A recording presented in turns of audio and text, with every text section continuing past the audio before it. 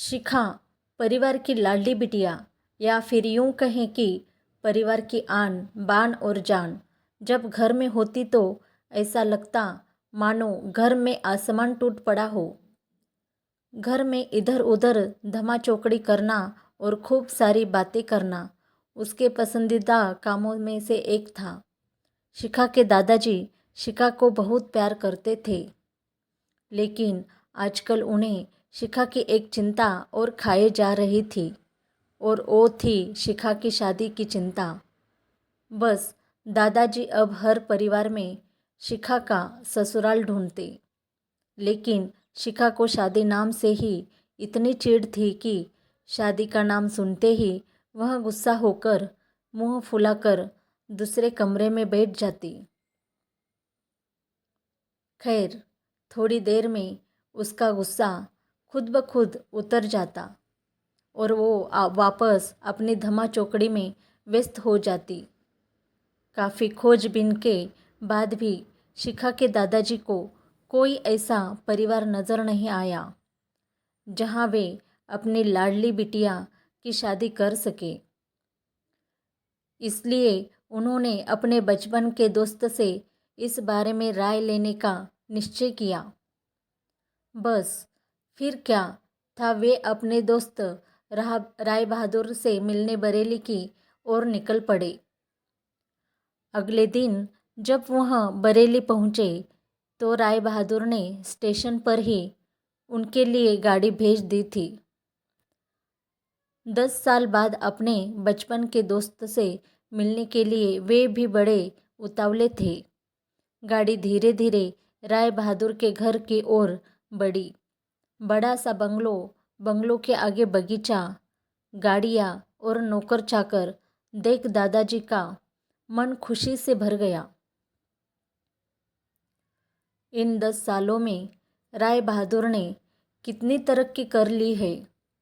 नहीं तो 10 साल पहले राय बहादुर के पास था ही क्या। बस यही सब सोचते सोचते शिखा के दादाजी अपने दोस्त के बंगलो पहुंच ही गए। गाड़ी की हॉर्न की आवाज़ के साथ ही राय बहादुर घर के बाहर अपने दोस्त के स्वागत के लिए आ गए थे। अपने दोस्त को गले लगाकर वे दादाजी को अंदर ले गए। घर अंदर से भी काफ़ी शानदार था। अपने दोस्त की संपन्नता को देख शिखा के दादाजी भी फूले नहीं समाये। चाय नाश्ता के बाद राय बहादुर ने उनके खास दोस्त से आने का कोई खास कारण पूछा। दादाजी ने पोती की शादी के लिए एक अच्छा सा परिवार ढूंढने की काम सौंपते हुए बिटिया का फोटो राय बहादुर के हाथ में सौंप दिया। राय बहादुर भी अपने बेटे विक्रम के लिए एक सुयोग्य कन्या की तलाश में थे। तीखे नए नक्श, चेहरे पर तेज और एक बार में ही किसी को पसंद आने वाली शिखा बिटिया को फोटो में देखकर ही उन्होंने शिखा को अपने घर की बहू बनाने का फैसला कर लिया। राय बहादुर इतना सोच ही रहे थे कि इतने में उनका बेटा विक्रम आ गया। विक्रम ने दादाजी के पैर छुए और हाल चाल पूछने के बाद ऑफिस की ओर निकल गया। विक्रम के जाने के बाद राय बहादुर ने अपने दोस्त से विक्रम और शिखा के संबंध के लिए पेशकश की। शिखा के दादाजी को लगा जैसे राय बहादुर ने उनके मुंह की बात छीन ली हो। खैर, प्रसन्नता से विदा लेकर अपने घर आने का कहकर दादाजी अपने घर की ओर निकल गए।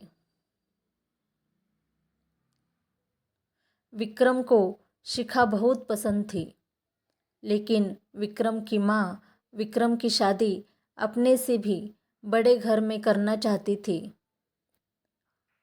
लेकिन विक्रम के मनाने पर वह मान गई और तय समय पर विक्रम और शिखा की शादी हो गई। ससुराल में शिखा के सास ससुर, विक्रम के बड़े भैया भाभी और शिखा की ही उम्र की एक ननंद थी, रागिनी। अपनी सादगी और सबका अच्छे से ख्याल रखने के कारण शिखा ने घर में सबके दिलों में जगह बना ली। लेकिन अपनी तमाम कोशिशों के बावजूद अपनी सासू माँ का प्यार पाने में असफल रही। वह शिखा के हर काम में कुछ न कुछ गलती निकाल ही देती थी। अपनी शादी की रात को ही विक्रम ने शिखा से साफ साफ कह दिया था कि घर के किसी भी मामले में बिल्कुल नहीं बोलूँगा, ना तो मैं किसी बात पर माँ से बहस करूँगा और ना ही तुम्हारा साथ दूँगा। तुम्हें अपनी समझदारी से ही काम लेना होगा। लेकिन शिखा की लाख कोशिशों के बावजूद भी सासू माँ के व्यवहार में कोई परिवर्तन नहीं आ रहा था। शिखा की ननंद ज़रूर उसकी माँ से शिखा भाभी के प्रति इस तरह के व्यवहार पर उलझ जाती, लेकिन इससे भी केवल बात बढ़ने के अलावा कुछ नहीं होता। इसी तरह करीब 1 साल निकल गया। शिखा और विक्रम को जुड़वा बेटियां हुई। यह समय शिखा के लिए अग्नि परीक्षा का समय था। शिखा का दर्द शिखा के लिए आंसू बन गया था। ससुराल में शिखा को संभालने वाला कोई नहीं था और विक्रम और उनके पापा ने शिखा को अपने मायके भेजने के लिए पहले ही मना कर दिया था। एक दिन रागिनी कॉलेज से आई तो उसने सभी को कॉलेज के सालाना कार्यक्रम में आने के लिए कहा और यह भी कहा कि कॉलेज में उसकी भी 2-3 प्रस्तुतियाँ हैं, इसलिए आप सभी का चलना बहुत ज़रूरी है। खैर, ना चाहते हुए भी शिखा को अपनी दोनों जुड़वा बेटियों के साथ रागिनी के कॉलेज जाना पड़ा। कार्यक्रम की शुरुआत में गीत संगीत की कई प्रस्तुतियाँ हुई। उसके बाद मॉडलिंग राउंड शुरू हुआ। दर्शकों ने तालियों के साथ सभी का उत्साहवर्धन किया। मॉडलिंग में रागिनी ने भी हिस्सा लिया था। आखिरी राउंड में रागिनी के साथ 4 और लड़कियों को सेलेक्ट किया गया, जहां सभी से जज द्वारा एक एक सवाल पूछकर विजेता घोषित करना था। सवाल जवाब का दौर शुरू हुआ।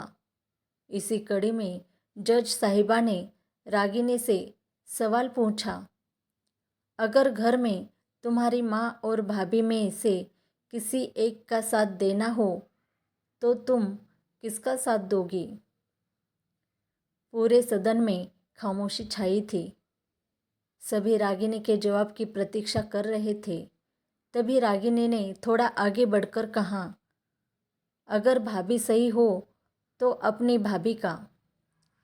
जज साहिबा ने आगे पूछा, क्यों? रागिनी ने जवाब दिया, क्योंकि मुझे भी कल किसी की भाभी बनना है। जवाब सुनते ही पूरे सदन में तालियां गूंज उठी। सभी रागिनी की सोच और उसके सटीक जवाब की प्रशंसा कर रहे थे। रागिनी को विजेता घोषित किया गया। पुरस्कार लेने से पहले रागिनी ने सभी से कुछ कहने के लिए माइक थामते हुए कहा, हर बेटी अपनी माँ से बहुत प्यार करती है और माँ भी अपनी बेटी के दिल के सबसे करीब होती है। इसी तरह हमारे घर की बहुएं भी तो किसी की बेटियां हैं। आज हम किसी की बेटियां हैं, कल से किसी की भाभियां और बहुएं बनेगी। अगर कल से हमें कुछ दुख हुआ तो हमारी माँ को भी दुख होगा और इसी तरह हमारे घर की बहू को दुख हुआ तो उनकी माँ को भी दुख पहुँचेगा। और इस दुनिया में किसी भी इंसान को किसी की भी माँ को दुख पहुँचाने का कोई हक नहीं। इसलिए हर सांस अपनी बहू को अपनी बेटी समझे तो आगे चलकर उनकी बेटी भी खुश रहेगी। रागिनी के इतना कहते ही पूरा सदन एक बार फिर तालियों की गड़गड़ाहट से गूंज उठा। तालियों की गड़गड़ाहट के बीच की शिखा की सांस ने शिखा को गले से लगा लिया। धन्यवाद।